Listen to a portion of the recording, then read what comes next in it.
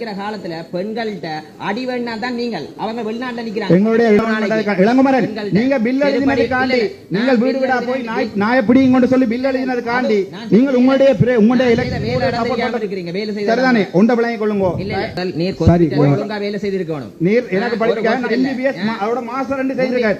நான் சொல்றேன் உம்மா மாதிரி கொடி கட்டி நான் எம்பியா வரையில நீங்கள் பெண்களோட சேர்ட்ட விட்டதுக்காண்டி படிக்கிற காலத்துல பெண்கள்கிட்ட அடி வேணா தான் நீங்கள் அவங்க வெளிநாட்டுல நிக்கிறாங்க. எங்களுடைய இளங்குமரன் எம்பி என்றது ஆக்சிடென்ட்டுக்கு பிறகு கார்ல மனநோய் நான் இந்த இடத்துல நான் சொல்லக்கூடாத ஒரு வைத்தியரா ஆனா நான் சொல்றேன் ஆக்சிடென்ட்டுக்கு பிறகு இலங்கையின் சனத்தொகை 2,25,000 என்று சொன்னவர் தான் எங்களுடைய இலங்கை 2 கோடி 20 லட்சம் தெரியும். 2 கோடி 20 அதுல வீடியோ வந்து கொண்டு என்னென்றால் தனிப்பட்ட ரீதியா நானுங்க விட்டு சொல்லுங்க. நான் கேட்கிறேன் ஐயா நீங்கள் ஒரு பாராளுமன்ற அமைச்சர். நான் கேட்கிறது பிரச்சனை தான். நான் மக்களுடைய பிரச்சனையை கதை கேட்கல. எங்களுடைய இளங்குமரனுக்கு இது கதைக்கிறதா இருந்தா நான் மக்களுடைய பிரச்சனையை மட்டும்தான் கேட்கிறேன்.